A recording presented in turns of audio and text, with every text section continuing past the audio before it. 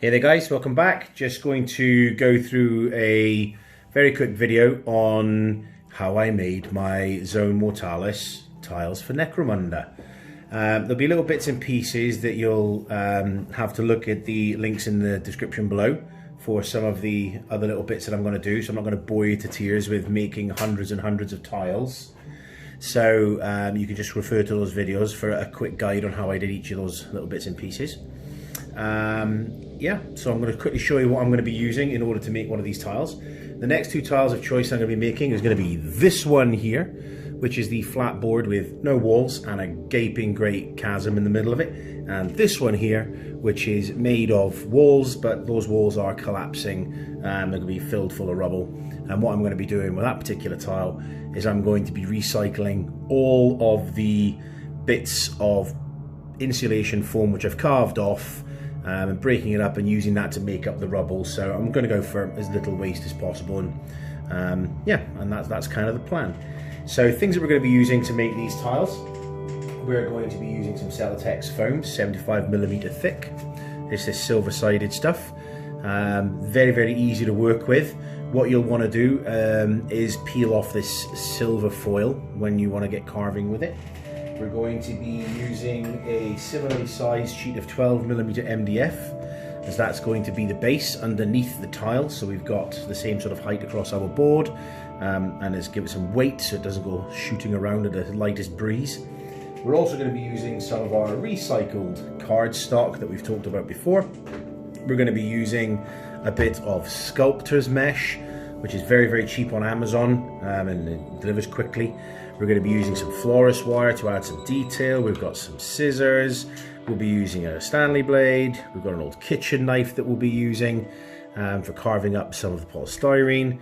We will of course be using some of our favourite cheap super glue and our super duper cheap PVA glue from B&M's. There'll be other things that we'll be using as well, like our tea bags and gravel mix for putting in some texture. And without further ado, we shall get on with making a tile.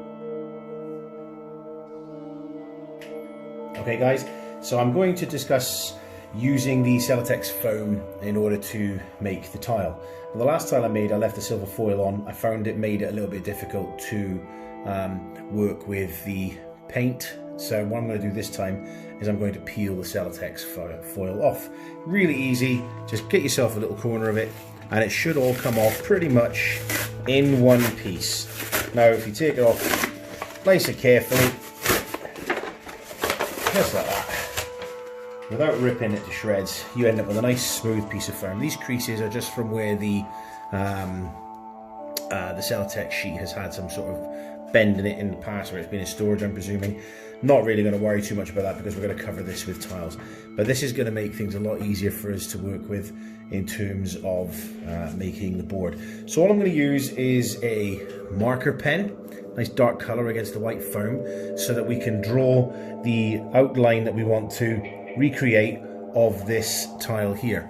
Now, as per the last tile, which I very briefly touched on, I'm going to carve a much bigger gap than is actually demonstrated on the board, and that's because I want to create an overhang with the tiles. Because once we paint it black and we situate it on the base tile, as you're looking at it, things will look nice and dark and deadly to fall into, so we don't really want any models falling into it.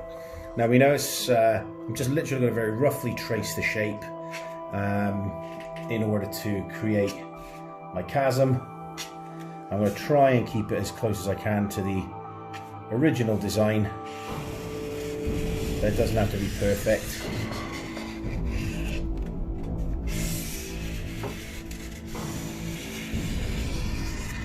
There we go. And all I'm going to do with this, I'm going to come back to it. I'm just going to make sure I'm satisfied with the shape. I'm going to take my kitchen knife and I'm very carefully just going to vertically carve my way through this, following the line in order to create my chasm. That will leave me with two separate pieces of foam. That what I'm going to do is then obviously glue that onto my MDF base. What I will likely do, I'm going to improvise a little bit of this chasm because I don't want to have open sides to my tiles, because it stops it from looking black when we paint it dark. So I am going to leave a bit of a lip around the edges there, so that we do have sides to the tile, and I'll just work my chasm out. So it's not going to be exactly like the board, but for what I want to achieve in terms of its look, this is where I'm going to go.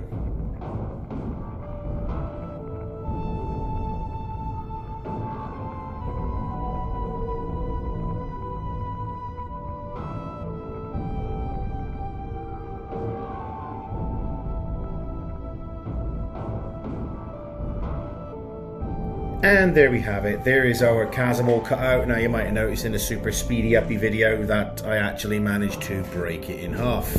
But that's okay, that's not a problem, because all we'll do is we will get our handy dandy toothpicks, some PVA glue, and as we glue this onto the base, we're just going to glue it back together. So we're not going to let something silly like me breaking stuff get in the way of making this Necromunda game tile. So I'll come back in a little bit once we have attached it to the base and glued it back together again, and painted the chasm black. Lovely.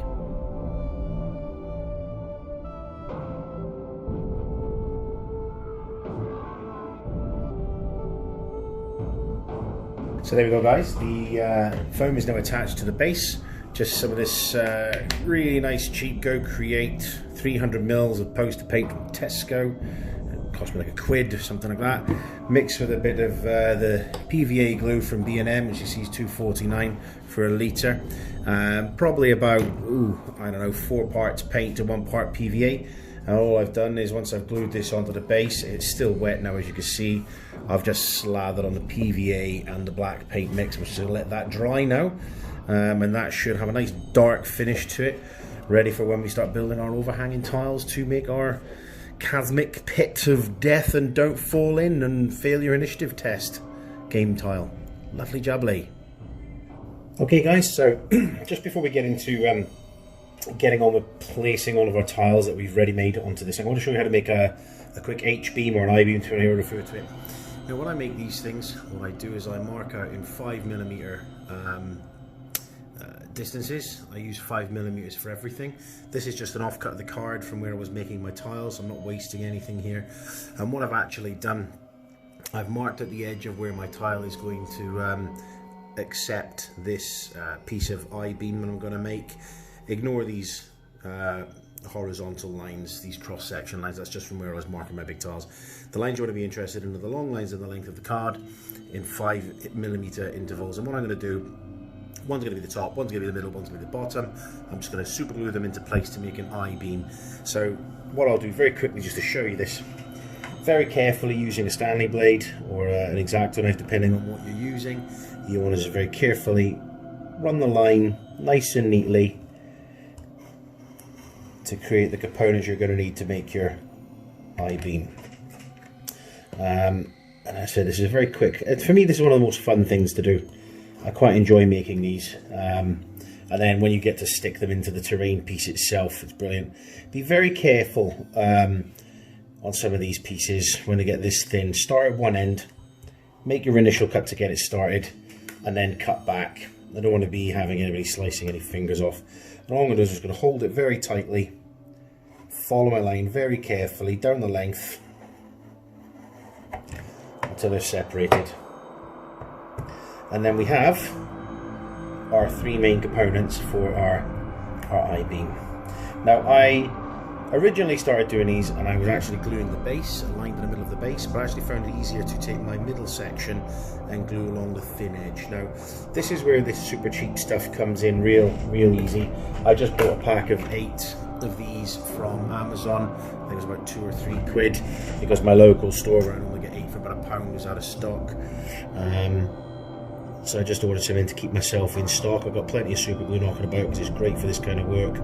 So just literally run a bead of super glue down the end of it, and as carefully as you can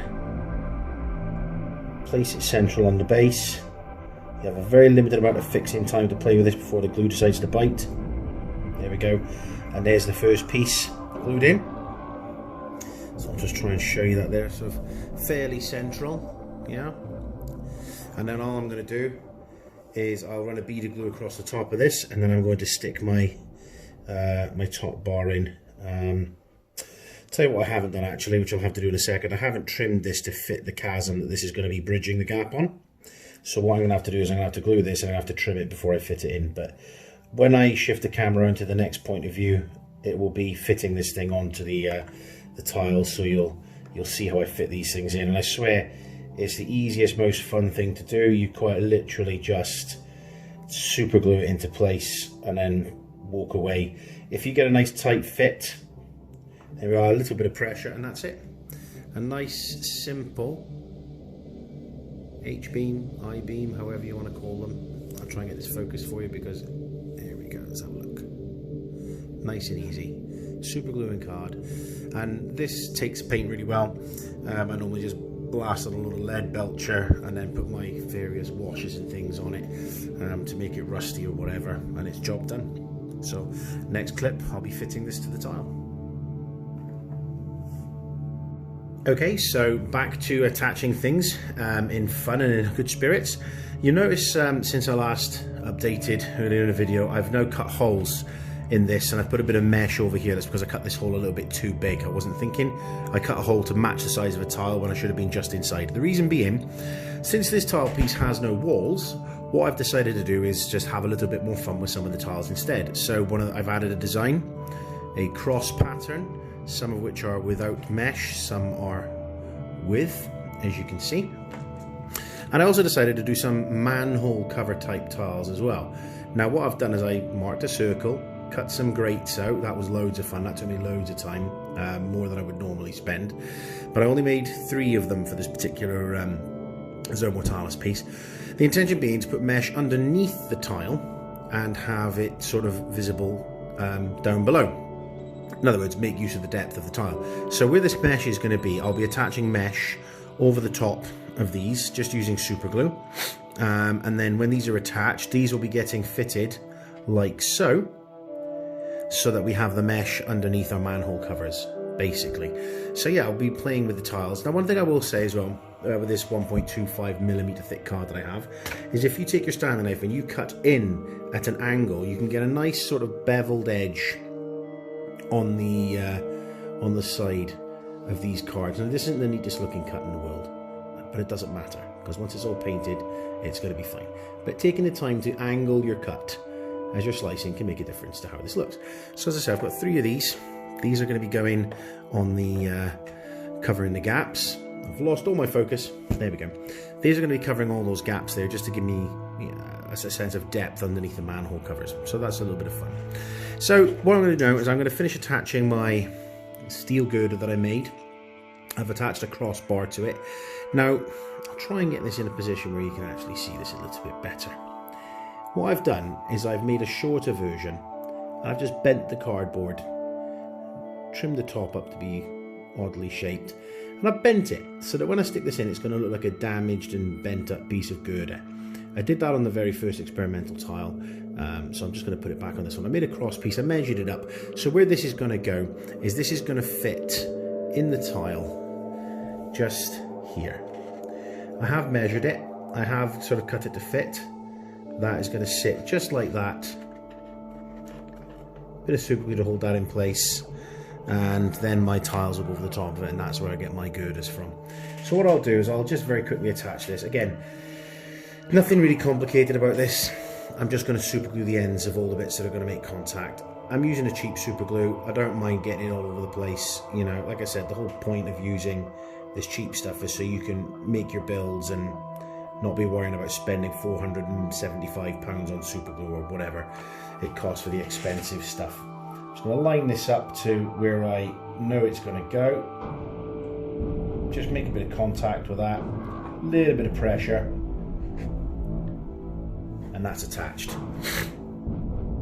Simple. All I'll do to finish that off now to make sure I've got a good bond is I'm just going to dribble some super glue down each of the gaps, just to make sure I've got a bit of a bite there. And with that, those girders are now attached. All I'll do now is, I'll probably do this in a, well, what I want to do is I'm going to clip the video, attach my mesh, and I'm going to come back and then I'm going to see how long this actually takes me in real time to attach all my pre-made tiles, which I've got here ready to go onto this board to finish the basic build. I think the point I want to make here really is that, you know, spending the time to make fairly decent little tiles is where all the work goes in. Actually assembling this part of the board is really, really fast. So we'll get on with that now. And there we go. So I've attached all my mesh, and all I'm going to use now is a little bottle of PVA this time, so it's a bit easy to apply. I'm literally just going to separate out all my tiles, put a bit of glue on the back of each of them, press them down where there's a hole tile going to be, and then where I want to have my tiles overlapping the edge, before I glue them down, I'm just going to mark them with a pencil, trim them to fit the size, and then glue them on. I may use a bit of super glue for that, depending on how overhanging it is, and I want, you know, the bite to be quite good. So all I'm going to do, I'm going to select a number of my tiles and get them stuck down. I'll start off in the corners, as I always sort of tend to do when I'm doing this, and I'll just get my PVA out and just start slapping this on. Nothing particularly horrific about this process at all. Just get your tile on, press it down, get going with your gluing, and you're away to go. Do have a think about where you're planning on sticking your cable tie bits and pieces, all right?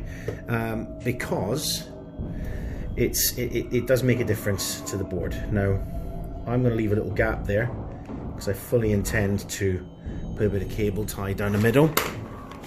Well, I tend to just measure these by eye, and then I will super glue them into place using my super duper cheap super glue I keep harping on about. Ooh, let's trim this. There we go. So literally just measure the length of the tile there that I want to put this into, trim that down, stick in a little spot of super glue. I tend to use scissors to press things down into place. It's easier. Don't forget to put a bit of super glue on top of the little bit of mesh there. Get that stuck down. I may just pop that off the edge. It may not fit perfectly. I'll come back at these with some clippers later on, just to trim the bit which is overhanging the edge. Let me just get my camera and shift that over for you so you can see that. So a little bit of cable tie in the run in there. All right, that is how I make good use of the space there. So yeah, I mean, look, this is not hard. I will try and sort of make my patterns match up, so I'll try and match my tile designs, but I don't waste much time or lose much sleep if they don't match. There's an element of Necromunda that I quite like, which is the whole random thrown together element of the underhive as I sort of imagine it to be. So I will try and match up. I will vary it with some mesh pieces, as it's just the overall design that I like to try and match up. But I don't know about you guys, but I find building terrain like this quite therapeutic. I could just sort of sit here and just knock some stuff out rather easily, rather quickly. Put myself another bit of cable tie in there. Just line that up. Let's measure this up to 4.5 centimeters or so. Right there. Whoop. Get that stuck down.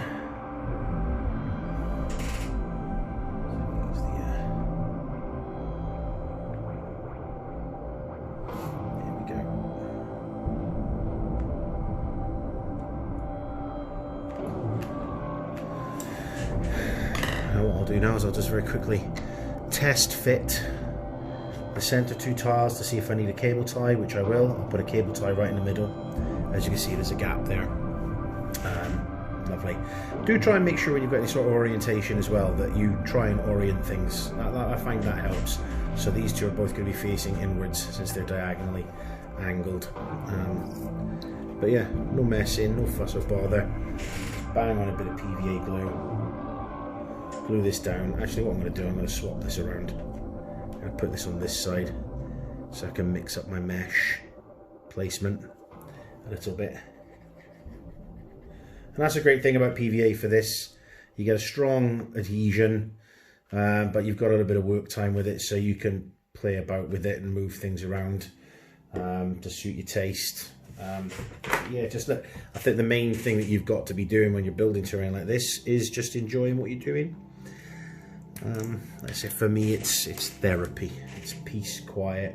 It's just chilling out by myself, making something which is quite nice to play on, and obviously using loads of super glue. Everyone likes using super glue, right? Let's get that pressed down. There we go. And that, I mean, that's your first row done right there. Now that really doesn't take very long at all. Job done there, you see. So the next thing to do is a second row. But obviously, what I want to do is I'm going to take one of my manhole covers that's going to be overhanging this edge here, and I may just end up marking this up to fit. So you can see I've got a bit of an overhang there over the ledge. I want this to be reflective of some sort of damage which has taken place. So all I'm going to do with it, get my pencil, I'm going to mark an area on here that I'm happy with cutting out. So I want to take off, I don't know, sort of, I'm going to keep that corner here. I'm going to take off about, yeah, probably about so much there, I think. Pretty much just that little corner. So Stanley knife, trim it off. Don't throw away the pieces, because you never know where you're going to want to stick this. Trim this down. As I said, a good sharp Stanley knife will do the trick. Just trim the edge off just like that. And then what I'm going to do is I'm going to fit this in like so. I'll be using super glue on this one, I think, because of where it's going to be positioned. So I'm just going to dab some super glue on the back of this, just to get this all in place. Try and get this, it'll stick to the mesh then as well.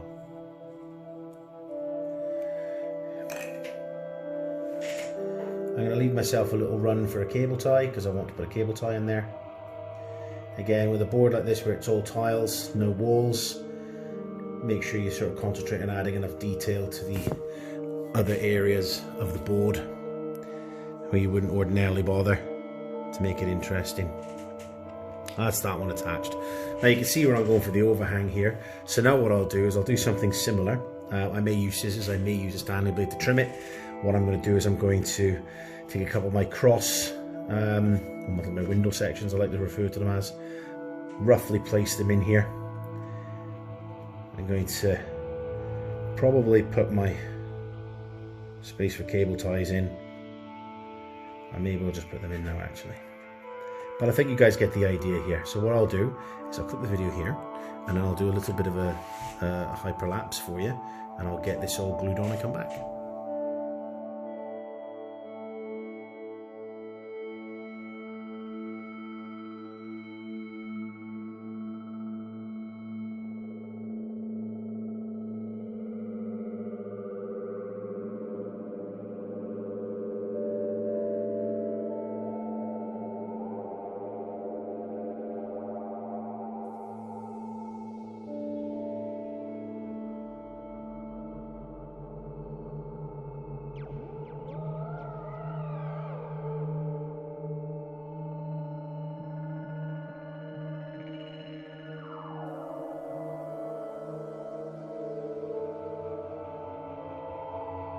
So there you have all the tiles all glued in place. I added a little bit of an extra steel strut looking thing and used up some of the old broken bits of tile rather than waste them. I actually ended up with a spare tile because I'd recycled broken bits. Now one of the things I will point out on this one, I haven't completely recreated the board yet.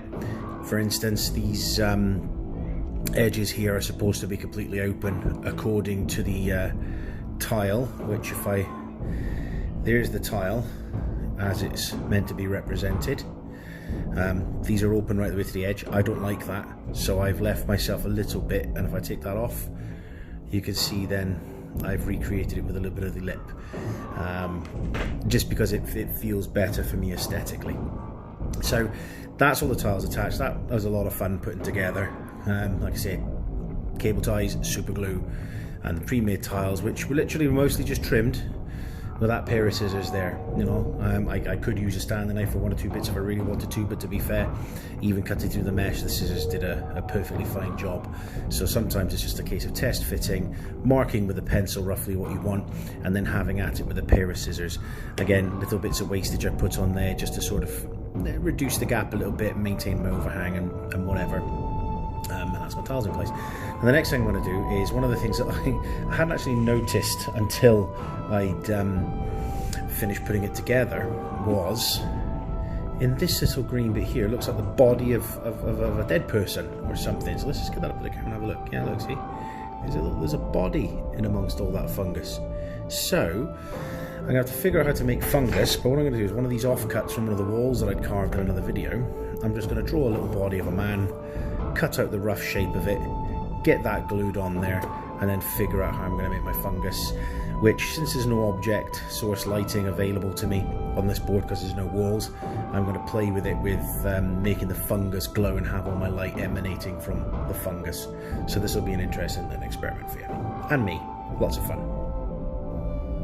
Okay, not gonna lie, carving a little dead body was a bit more fun than I was expecting it to be. I ended up with this little geezer. I thought I'd go with the old traditional chalk outline there. A bit of fun. So what I'm gonna do now is, this is meant to be in this sort of position. I'm just gonna get him glued down there. Then I'm gonna come back with some of my tea leaf mix and possibly some of the, I may use some of the decorative sand, just paint it up as such, to look like, I don't know what it's going to look like. What I may also try and do is see if I've got any expanded polystyrene knocking about the place, the kind of stuff that you don't want your kids to get hold of, and rub so that it makes snow, because I figure if I can get some of that, that might make some nice fungal looking thingies for me to work with. So yeah, I just thought I'd come back and point out Mr. Joe Blogs there, Mr. John Doe, or whatever you want to call him, who's now dead in the underhive. So come on, let's get some focus on him. I think we're going to have to hold a memorial here for Joe at some point. I think that's where we're going to have to go with this. So rest well, Joe. You are soon mushroom food. Yeah. So I'm going to introduce you to my latest discovery, I think. This expanded polystyrene packing foam. I found some and I broke it up by hand very carefully into this little pile of little sort of nuggety bits. They're very small, smaller than my gravel, but not quite as small as my tea leaves, which are there for you. I'm going to mix these in with my tea leaves. I'm going to apply some PVA glue to the tile, and hopefully this is going to be my fungal growth that I'm going to paint all glowy green and stuff. I will point out there's a couple of big chunky bits that didn't want to break apart into small balls. I may just keep them for bigger growths or something if I want to make up some mass, I don't know. But I'll keep them to one side just in case they're of any use. There's 1 or 2 bigger chunks in here, but they have that kind of ball shape to them. So if I stick them down, I can still make my sort of fungal, mushroomy looking growths. And that is something I'm going to test out on this tile. So let's give this a go and see how it turns out.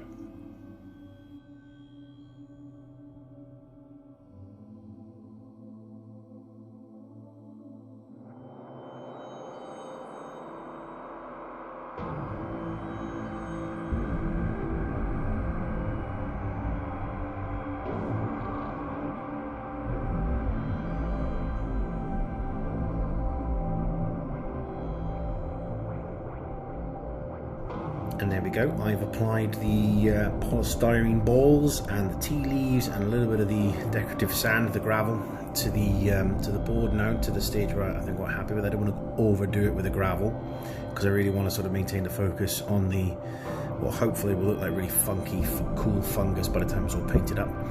Now I am a little bit concerned that if I was to put spray paint straight on this, that this polystyrene balls that I've used will just dissolve. So what I'm going to do, I've got a bottle of, I think it's like 1 part PVA to 10 parts water spray. I'm going to spray the entire top of the tile down with that, so that it can get a lot of thin down PVA on the top. Let that dry, then repeat the process and put a second coat on, just to make sure that everything is good and sealed before I apply the spray paint. And then after that, it should just be the very quick job of a light dust with a grey and even lighter dust with a white in terms of spray paint, and then just filling up some of these tiles then with a little bit of colour before coming back and doing the whole metallic stippling, and then a full wash down to get all the colour in play. And then once that's done, then we'll do the object source lighting and see how funky we can get this fungus to look. So yeah, quite enjoying doing this one so far. It's turning out pretty nice. I think I quite enjoy the way it looks. So let's go and get this thing sealed up. So it's time for me to do my unsteady cam now. I'm going to hold the camera in my hands and show you this. So I've given it its quick undercoat with black. It's dusting with grey and then a very quick dust with the white as usual to give me that sort of nice grey finish. Now I was concerned about trying to make this fungus look all organic and stuff, so I'm going to get in close here for a minute. Now this side here is the side that we did the tea leaves and the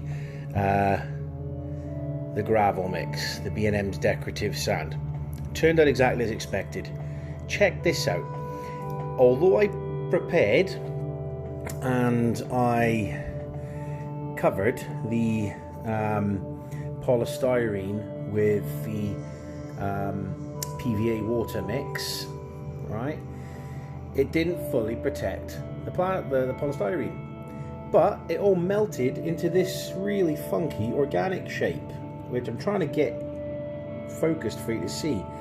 So I've got my little dead dude's body shape there that you can make out,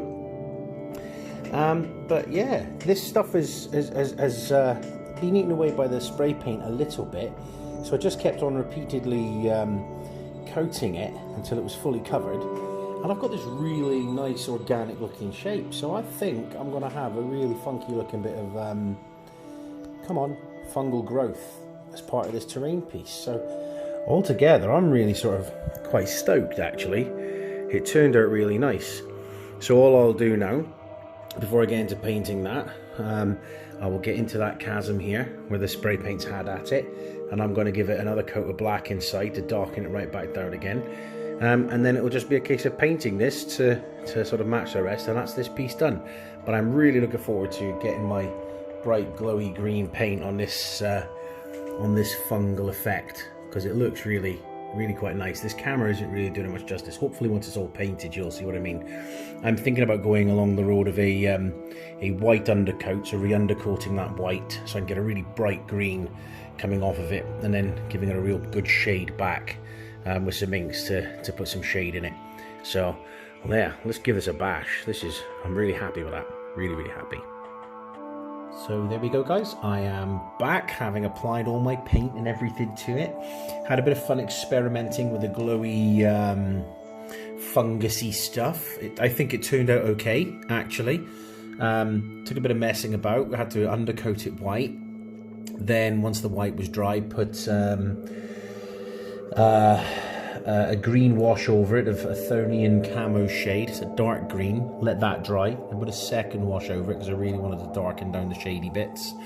And then it was a case of coming back and dry brushing my way up through a green and yellow mix, then just a yellow mix, then another Thornian camo shade wash, and then coming back at it with like a neat yellow dry brush, and then mixing up yellow into white, and then I came back and did another dry brush with a green and mixed the green into some yellow into some white. It took a lot of dry brushing, but I think overall the effect was to try and get the shade in there right, and sort of try and get the glow going as best as I could, and trying to do it as object source lighting, which was tricky. I have to admit it was tricky, but I think it's turned out okay. So let me just move my camera to give you guys a quick view.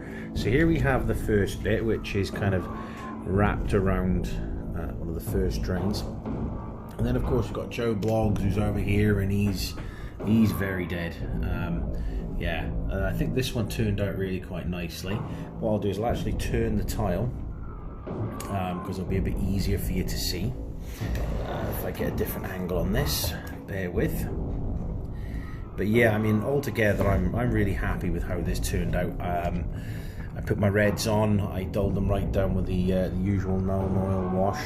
I don't know if you could tell the shape of the guy who's lying on the floor there, but we have his head, one of his arms, two of his arms, one leg outstretched and another leg all sort of bent up.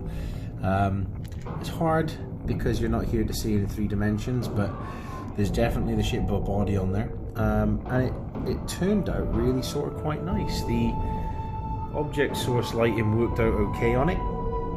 I think the trick that I learned with this one was to not push the lighting too far like I might have done had I been sourcing light from a lamp or something similar. It's definitely better to keep it quite tight to the tile itself.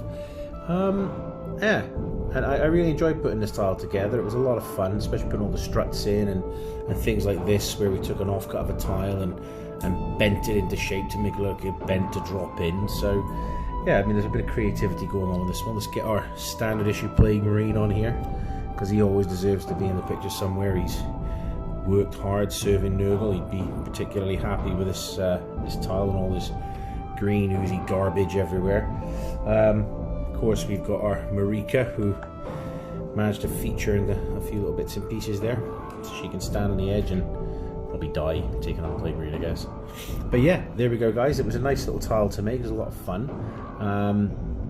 I think what I may have to do in a future video is come back and perhaps try and do a how I did it guide on the glowy fungusy stuff, because this was a bit of a learning curve, so I didn't film it because there was a lot of learning issues I had to get through with it. But I think the next time around it'll be a lot easier for me. So there we go, guys. Tile number 3, nice and easily done. Again, this is less than £3 worth of materials gone into this.